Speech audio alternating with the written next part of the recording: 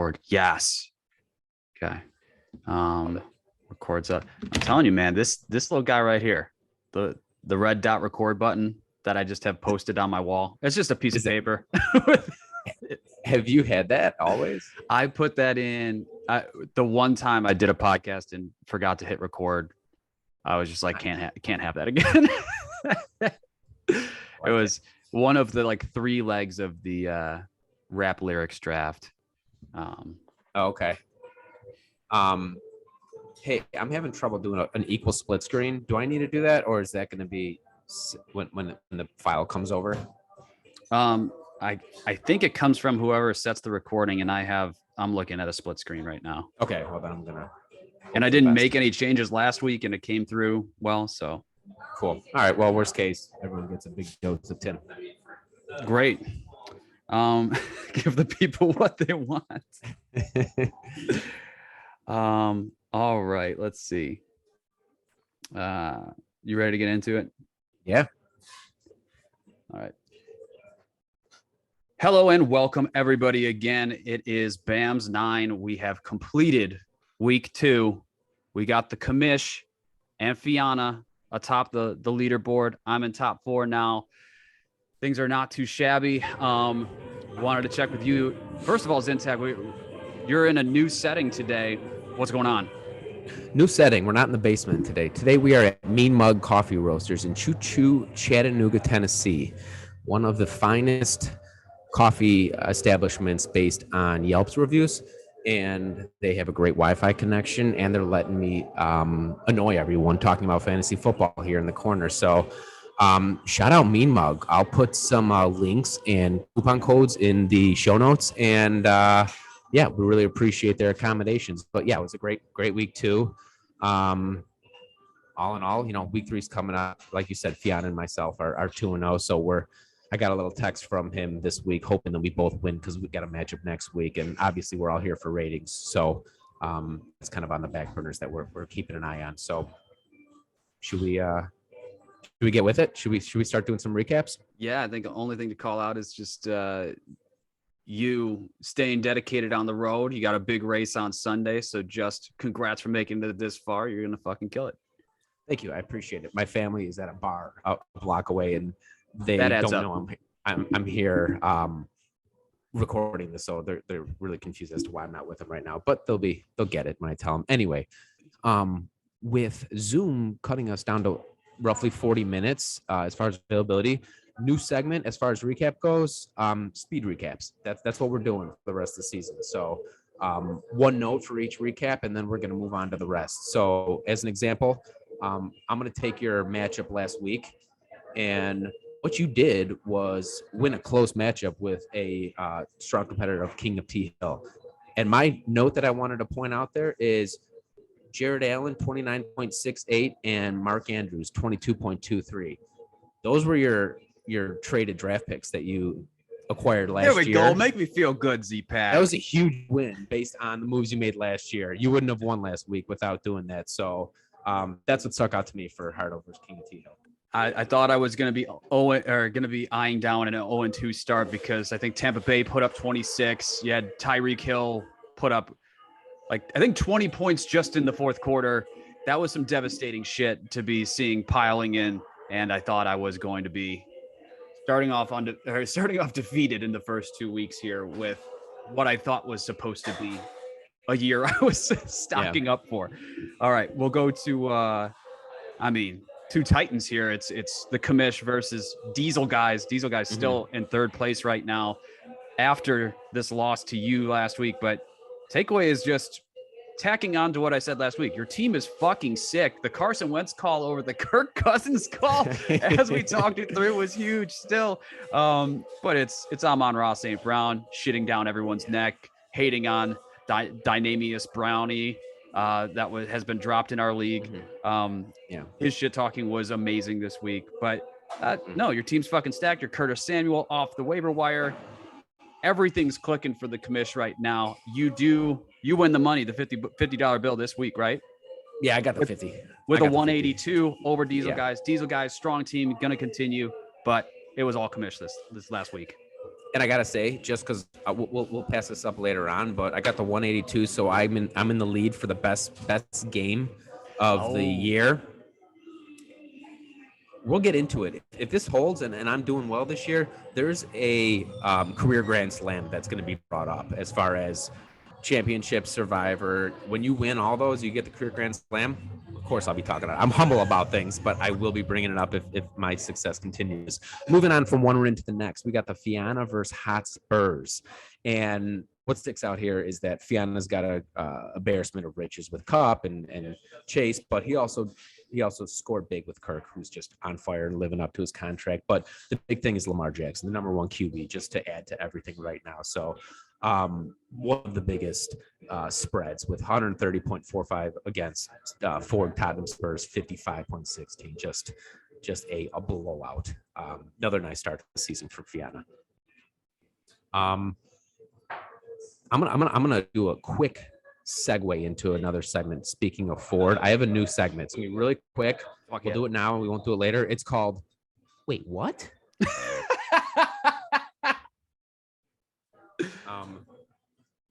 Sip of coffee. Earl Grey tea. Oh, coffee today. I don't want to overdo it because I don't want to ruin my or depress my, I guess, reaction to coffee. I want the caffeine to really hit me on Sunday. Anyway, delicate balance. Yeah, so finely tuned machine. Mm-hmm. So back to the new segment. Wait, what? Ford for 2 weeks in a row has sent out gifts of Jalen Waddle doing the Waddle dance. Yep.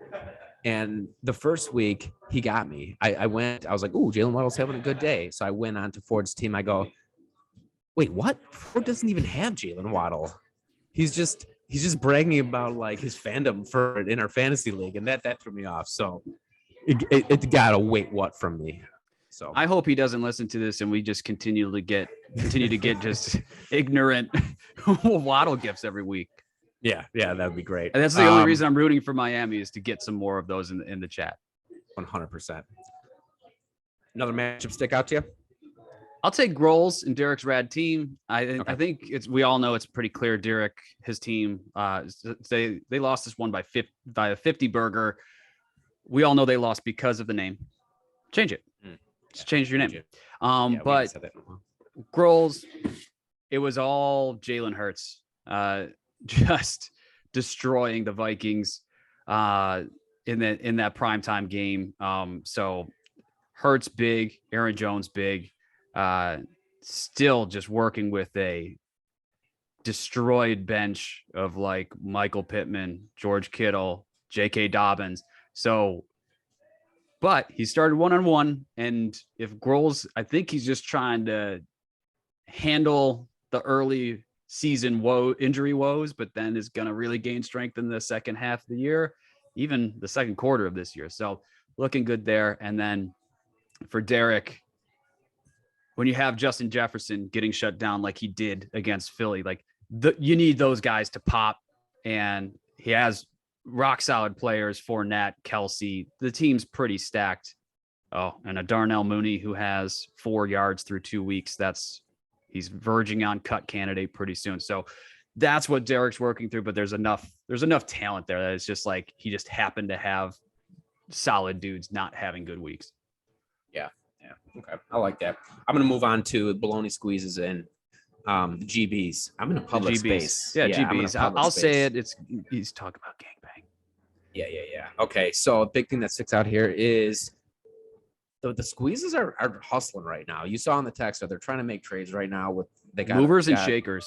Yeah, they got a handful of running backs, which I like where their head's at with the James Robinson on the bench. Connors may be injured this week, but that's not long term. No death for him mixed in. But what I was getting at is he's got Kyle Pitts.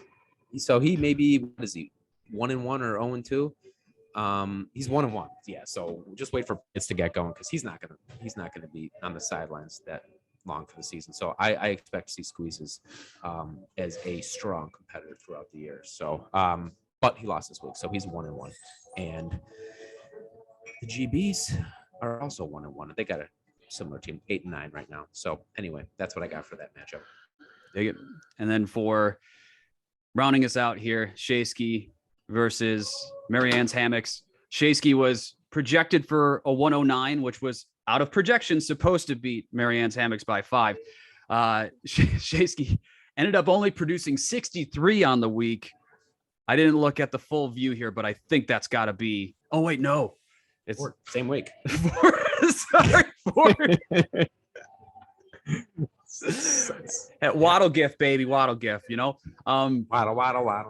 So Shasky, it was a matter of you got Mike Evans getting ejected and suspended, like that hurts. Donovan Peoples-Jones after week 1 or having 11 catches, he just gets fucking goose egged in week 2. Cole Kmet, goose egg for the Chicago Bears, who have completed 15 passes through 2 weeks. Miami defense going with a -4. We've talked about Shea, ceilings and floors. This was a floor week with a 63-point output for Shea. Shout out Marianne's hammocks here. I mean, Mike Williams in the absence of Keenan Allen, which breaks my heart. Mike Williams was fed in that first half of that game.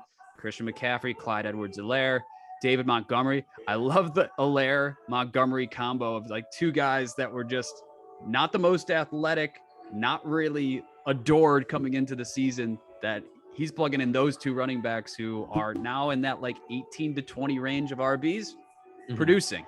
So good shit from Marianne's hammocks. Yeah. On that note, speaking of Shea, I'm gonna transition into another new segment. Fuck yeah. What a day. What a game. It's called BAMalytics. It's a play on analytics, but it's for BAMS. And I have 2. So we're going to start with Shea because he brought it up because we're talking about him. I got a text from him. So kudos to Shea for bringing this up. He goes, am I the first team in BAMS history to have 2 straight weeks where 2 players each have scored 0? It's got to be a record. It's a record. That's a record. Two goose eggs 2 weeks in a row on your team. I love our lack of research department, and the declarations we make is just, if it feels true, it is true, and it's done. 100%. Etch it in stone. And on that note, I'm a proponent of speaking things into truth and existence. Shea's confidence. Yes, that's a good word. Shea's confidence in these text threads. Just saying how he's going to have a great finish to the season. Kareem Hunt's going to go big. I love it. I hope he keeps it up because it's going to work. But yeah, and the last BAMalytic that I want to incorporate, this is true, I looked this up, is the best 2-week start in BAM's history. Of course, I don't like talking a lot about my successes, but I've had a good 2 weeks. If my app works, no added motivation to look further into it was just like it could have been any one of us that had a couple good weeks, and you would have put the same amount of effort into researching. We say that in jest, but there's truth to back that up. I've done that before. Anyway, 313.64 points is what I have accrued in the first 2 weeks, and I was like, maybe that's the best first 2 week start in BAM's history. It's not. I was just shy by about 5 points to last year's Fiana's start. So forgot about, yeah. If anyone cares, if anyone gets asked on the street what's the best 2 week start in BAM's history, just know it's Fiana's 2021 start to the season with about 18 points. So thanks for that deep dig. Analytics, there you go. All right, we want to get into any other segments or into like waiver wire transaction stuff? I'm thinking all we got left is waiver wire and then Deadpool. Okay, so let's do waiver wire. One thing. Go ahead. No, I'm pulling something up, so you go. Okay, this happened last week, and I think I touched on it, but obviously you don't know if it's a good waiver wire until the things pan out. But Duvermill, Devin Duvernay. Yeah, GB's picked him up, and he's an asset for the Ravens. So good pickup for him. What's the date today? 23rd. So we're looking back 16th. Okay, so after the 16th falls into this. Paris Campbell, goose egged. You got anything on the tip of your tongue while I'm just scrolling? Yeah. I just want to review some activity that was throughout this week. If we just particularly look at what Groles has been doing in the past week, we have an ad of Kendrick Bourne. We have an ad of Paris Campbell, a removal of Russell Gage, an ad of Jordan Mason, a removal of Kendrick Bourne, an ad of Kyle Phillips, a removal of Jordan Mason, a removal of Kyle Phillips, a removal of Paris Campbell, which then got us into the 5:26 a.m. Wednesday ad after waivers had cleared and free agent acquisition of Jordan Mason, backup undrafted free agent for the San Francisco Niners. Wait, what? What a game! What a game! So I'm just gonna start spewing segment names as reactions. Go ahead. So if there are, it was honestly disappointing to log in at like maybe 6:15 a.m. and just see that Mason was plucked as a free agent back onto Grohl's team. A lot of activity. I have already shared screenshots of this this back and forth middle of the night AM activity with the Tampa Bay authorities, just in case if there are any murders in the area. Not a bad place to do a check. No. Appreciate you looking out. You had a trade this week. I did have a trade this week. Subtle, but maybe not subtle. Rashad Penny, who by all means was one of the best running backs last December to end the year. Not the best start to the season, but still the RB1, healthy as hell. And I didn't have a spot for him because as soon as I need a new running back, I'm going to play that Devin Pierce guy, Damian Pierce. And I picked up McKissick, so I feel like I would just rather get a mid to late round pick for him. I got a 12th rounder, and he either fizzles out and I win, or he kicks ass. And this is the second consecutive season with an early season trade that blows up in my face. So, well, the perks of having a really good team is that you can drop a viable running back who's going to have some value over the next couple of weeks. We'll see how things shake out in that backfield long term, but I like where your head was at. Get value while you got it on a team that's already pretty stacked, where you're likely not going to be using that guy. Yeah. Last two things I'm seeing is Jacoby Myers. King of T Hill picked him up the 21st, which I think was before the week. He came out and put double-digit point up. That's a win. That deserves to get brought up. Is Higbee doing well? Shea picked him up and dropped Cole Kmet. He's doing all right. He's okay. Yeah, he's a startable tight end. Let's see how quick I could do this. I'm going to do all players tight ends for this season so far, and let's see where. And while you're pulling up, I'll do a quick complain corner of just. Ooh, I love. I've made one waiver ad this year, which was Joshua Palmer. My waiver priority is still 9. Maybe it's just that there are like 4 people who are actually putting in waiver requests. But I was like, surely I've kept pretty quiet. I'm not like hammering the waiver wire. Surely I'll have some priority this week to pick up, let's say, a Jacoby Myers. No fucking chance. So I think we have a little bit of a thing going on in the league of either people who are just like, I don't give a shit about my waiver priority and I'm just firing at all times, and dudes that are not messing with the waiver wire at all. Yeah. People are dummying up. I mean, every year this league gets better, so it's I'm not surprised. But yeah, it's early in the season. I feel like a lot of people think they can use a waiver priority and get back to that spot the next time they need it. So we'll see. While you're doing that, Higbee is the 9th best tight end on the year. It's only 2 weeks, but yeah, Shea, that's a good pickup. So that's a good thing. So I think we're good on the waiver wire. Good on waiver wire. Any other transactions? Just an additional complaint corner from me about this week is just going up against the Fiana. Already a tough matchup. As we mentioned, you got Lamar Jackson, you got Jamar Chase, Cooper Kupp. It's a challenge already, okay? Thursday Night Football, David Njoku has had 2 catches per game through the first 2 weeks, no touchdowns, just tight end 15. Has a career high in catches in the first half. So any game in his life, he's had his best game of his life was 7 catches in the NFL. He accomplished that in the first half of the Thursday night game last night. That's the type of shit that I don't need. So I know Jay Wren he's at home right now, having a sip of coffee in the morning, feeding his kid. Fuck David Njoku. Fuck Jay. Fuck your kid. Okay, sorry. Actually, James. Happy birthday, James. I take that back. Lovely party. Really appreciated that last Sunday. Okay, that completes the complaint corner. We don't talk about intangibles enough on this show too, but great text by Jay too. All hail King Njoku. That was fantastic. That's how I learned about it. I saw that. Was very, very entertained by that and went and saw the 20 plus points that he put up. So I mean, congrats to the man. Yeah. So all right. Well, complaint corner is alive and well, and I'm sure we'll have those on a weekly basis. So I'm glad you brought that up. All right. So let's see. Have we covered everything? I think so. Polanka just texted me. I gave him a hard time because he reported the first YouTube video that we put out for BAMS one. He commented that he reported it, and I asked him if he was playing mind games with me because we were going up against each other this week, but I don't think it was. Anyway, I think we're good to go.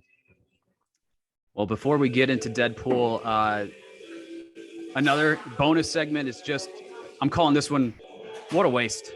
What a waste. So what a waste goes to number one, Ben Ford sitting Tua, his favorite team's quarterback, in a week where he scored, as I think Jay had the advanced analytics or statistics on that, but that Tua, I think, had more points individually than like 9 of Ford's players combined for the week.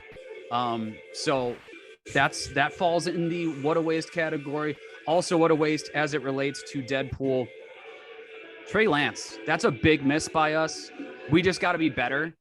Yeah. When you have a guy who's, I think he had like 16 carries, they were just abusing him. We should have seen this one coming. So that one's on us. What a waste of a dead body by us not calling it and winning some points there. And while we're on this, giving credit from week one, Gabe Dave, you got that off buzzer beater right before the audio cut out. But Gabriel Davis, he sustained a non-contact ankle injury in the Saturday of that weekend. So that's the rule, is if you sustain the injury in practice leading up to the game, that's a Deadpool guy. So he missed week 2. You are on the board. It is 1-0 Zintac with the lead. Feels good. All right. And then, as we transition here, just wanted to do a little piece of business. Support for the weekly Deadpool comes from SimpliSafe Home Security. The numbers don't lie. In the last decade, over 4 million people have chosen SimpliSafe to protect their homes. You don't earn that kind of trust unless you're doing something right. I know SimpliSafe truly values your safety. We use SimpliSafe in our home. They protect you with cutting-edge security technology powered by 24-hour security monitoring agents who always have your back. The cameras, they're a big thing. Cameras outside the house, cameras inside the house, crystal clear HD live that you can view on your phone. Go check it out.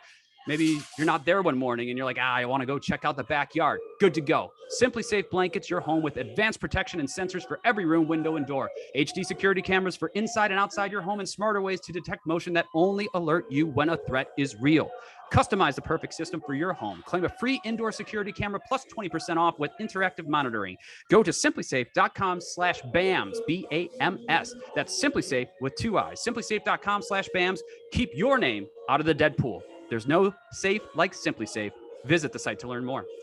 All right, so do we want to go quarterbacks first? Quarterbacks, let's do it. Okay. You got one? Let's see.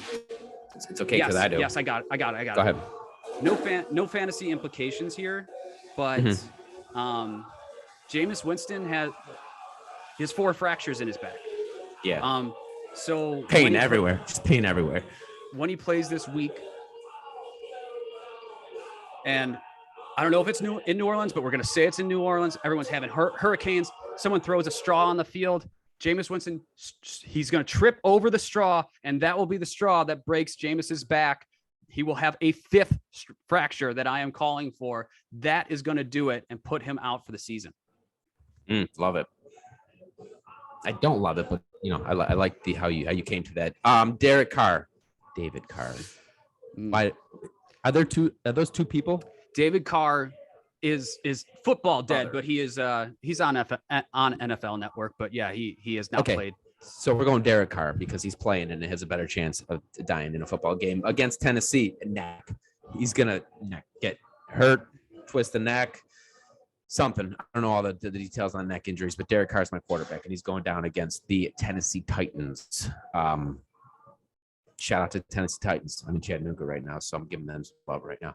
We're going to go to wide receivers. And if anyone saw my text this morning, and I'm on St. Brown, just throwing shade on De'Ami Brown. De'Ami Brown's going to finally get into the game. And that ankle's going to get blown up. Dak Prescott style, where he tries to just mold it back onto his body. Yeah. That's a very good call. While we're on receivers, I'm going against myself here. Keenan Allen. I think they're going to push for him to come back. Classic case of just re-aggravating a hamstring and just having a hamstring for the year. So yeah, I'm kind of thinking like Miles Austin-esque, where he had some great years getting up there in age. You think you can bounce back from this soft tissue injury, and then this is the undoing. So I hate predicting that for my own team, but I'm just telling you what the truth is. I like it. Who did you say? Wide receiver. You were still on wide receiver. Keenan Allen. My goodness, I have a lot going on in my head. Running backs. So here's let's play this out. Everyone, I think it's the biggest spread of the week. It's the Chiefs at the Colts. Chiefs are high right now. They just beat a good Chargers team. Colts are just not doing well. They got shut out. Jacksonville, everyone's down. Chiefs are going into Indianapolis, and I'm going against the grain, and I think the Colts are going to compete with them. And what's the spread? 5.5. Which, by the way, and you caught me off of a separate segment, which is just if we were going to talk NFL betting, that is the rat line of the year. Everybody's betting KC. It makes no sense that it's 5.5 after the Colts just get shut out against the Jags and KC continues to look like a juggernaut. The fact that is under 7 is just the sneakiest little thing I've ever seen in the world. I love betting on the Colts. I even love betting on them money line. Continue. Yes, I think the Chiefs are just gonna have an all-around bad day. I think they're gonna have trouble scoring. I think the Colts are going to come after them at their home field, and I think Juju Smith-Schuster is going to suffer by pushing a little too hard, and I'm gonna double down on the ankles this week, and I think he's gonna do something in a long route. It's an ankle kind of week. So we got Juju. No. Juju was going to be my wide receiver if De'Ami Brown didn't play. Scratch that. I think it's I think it is fair. I'll allow you 2 wide receiver choices considering De'Ami Brown had 1 snap last week. So do I get a running back then too, or just 2 wide receivers? You can pick a guy that's actually going to play. All right. Then what I was going to pick was Jerick McKinnon. Slippery guy, not huge, very susceptible to injury, as we've seen in his career. So ankles all week. So yeah, I'm not gonna complicate things. Jerick McKinnon's ankle. I was thinking about an Antonio Gibson call of he gets some sort of carjacking accident, and then he tag teams Brian Robinson back in. But I'm gonna stay in that game, and this is just pure Ben Ford mush. Ben Ford, he's feeling in the dumps last week. Jonathan Taylor having a shit week going on. Indy will be leaning into Jonathan Taylor. I know I said already bet the Colts. I think Jonathan Taylor puts in a career day, but then in the fourth quarter, ankle. And I just think for Ford to be saying things like Jonathan Taylor's on the block and I'm only half kidding, it would be perfect Ford mush that he loses value and really his only rock solid player before he can get any trade value out of him for this year. I like it. So we got Jonathan Taylor after a down week last week, big regression to the mean game, followed by an injury, which will cause a mean regression. Meanmugcoffee.com, Chattanooga, Tennessee. Look it up. Get your coupon codes. Amazing. That's the end of my Deadpool. Do you have any other comments? Yeah, I'm done too. 8 minutes left. We must have been Chatty Cathy's last week. But I think this is good. I think people are going to watch it more than my 8 views that we have. It's great. It's great. Yeah. But no, this was good. It was a good week. Great 2 week start to the season for everyone. Things are underway, rolling, and it's looking like another great year for BAMS. Any closing words? No. This was I'm looking forward to recapping week 3. Best of luck to everybody except Viana. And I love everybody. Love you guys. Have a great weekend. Now we can just keep talking because you'll cut the end of this. Yeah, no, I don't. All right. Sounds good. I really had no idea people would see a microphone like this and be like, "Sir, please get out of here." But I'm projecting into the corner, and I hope they can't hear the thing I'm saying. No, that was good. That was good. Yeah. So,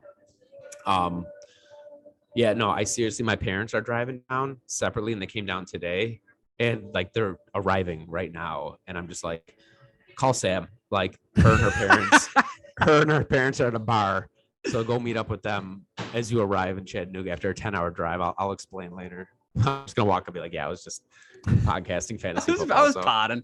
Yeah, but I was vlogging. But that was tight though. I really don't think we fucked around too much. If we could aim for a half hour every time, I think that's like perfect. I agree. We were probably right around there, no? Yeah. I think especially probably the first 2 minutes was just catching up. I think it'll come out there. Oh, true. 28-30. Cool. Well, one of these weeks I got to come out and we got to do a live show. Yeah. We'll do it soon. Now that I don't have training to worry about, which I'm pumped about. Yeah, my Friday afternoons are generally not bad. We'll make it happen. Cool. We'll get a couple stouts, a couple whiskey drinks, maybe. I don't know. I like it.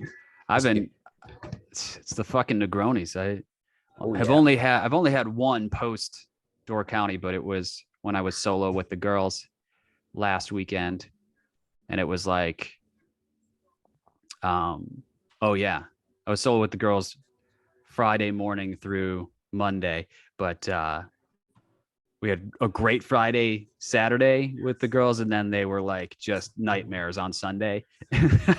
I put them to bed, put a hundo on the Packers, and poured it in a Negroni. That is a great night for you then. I love it. Good for you. What's your prep looking like?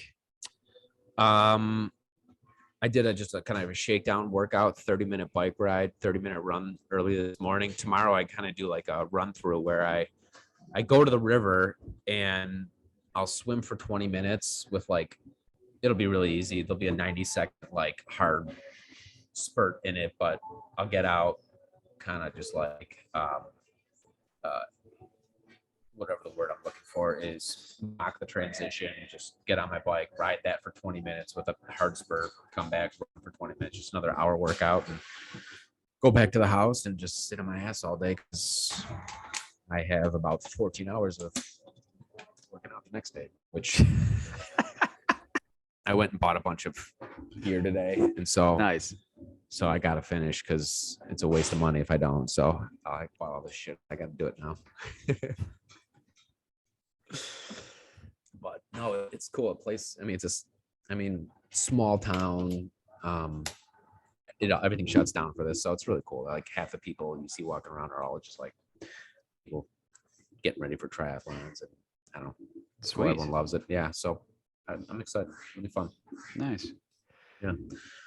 So what you what you think of the Simply Safe ad read? I don't know if you saw it towards the end. I went like this to try and get out of the shot because I could not laugh. It was so goddamn long. It was a thing I wanted to try, and I wanted it to just be like, just get like one or two people like, are you guys fucking sponsored? And if we just played it like super straight. I know I couldn't. I did at first, but when I thought you were done and then you just doubled down and kept going, I was like, no way, I can't keep a straight face. But yeah, I wanted to try it once. I might sneak in a couple more, but yeah.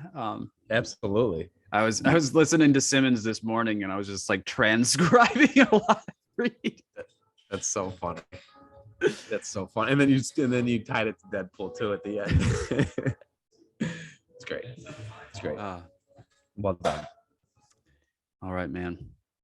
All right. I'm gonna go entertain the people who came down to watch me for this. So not just blow them off. So say hi to the Zintax and Stars for me. I will. And yeah, good stuff. I appreciate you hopping on. Hell yeah, brother. And then best of luck on Sunday. Thank you. I'll let you know how it goes. All right. Peace, man. All right. See ya.